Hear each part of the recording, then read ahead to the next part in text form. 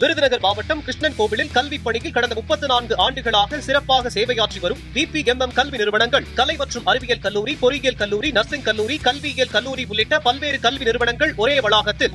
கடந்த ஆட்சியில் மின்துறையில் 45 டெண்டர்களில் முறைகேடு நடந்துள்ளதாக மின்சாரத்துறை அமைச்சர் நிர்மல்குமார் குற்றம் சாட்டினார்.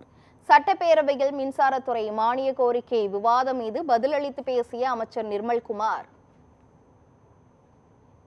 கடந்த ஆட்சியில் நேரடியாக மின்கட்டணத்தை சரிபார்க்காமல் இருந்ததுதான் மின்கட்டண உயர்வுக்கு காரணம் என்று குற்றம் சாட்டினார்.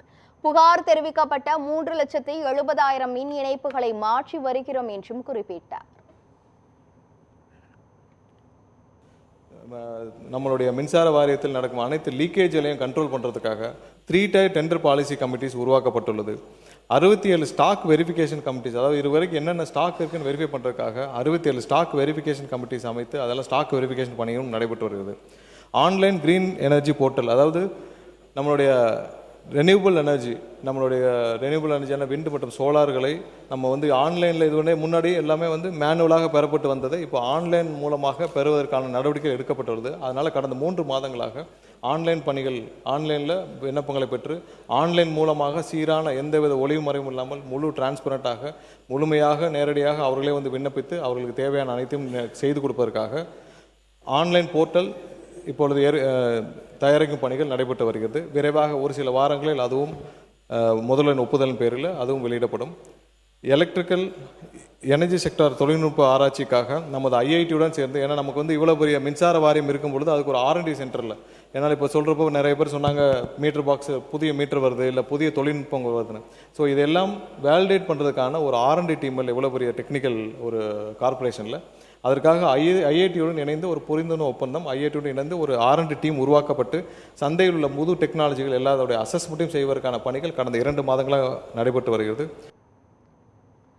இதனைத் தொடர்ந்து அறிவிப்புகளை வெளியிட்ட அமைச்சர் நிர்மல்குமார் 2026-2027 ஆண்டில் 50,000 புதிய விவசாய மின் இணைப்புகள் வழங்கப்படும் என்று தெரிவித்தார்.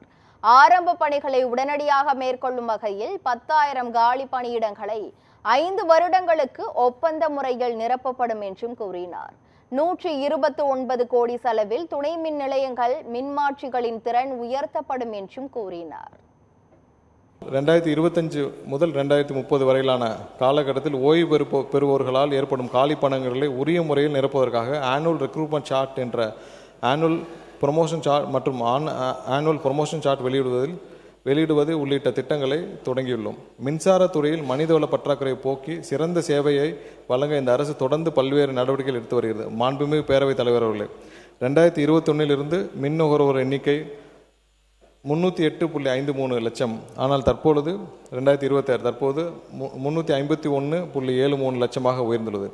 உச்ச நேர தேவை, அதாவது 2021 16,481 மெகாவாட்டிலிருந்து தற்போது 21,724 மெகாவாட்டாக உயர்ந்துள்ளது.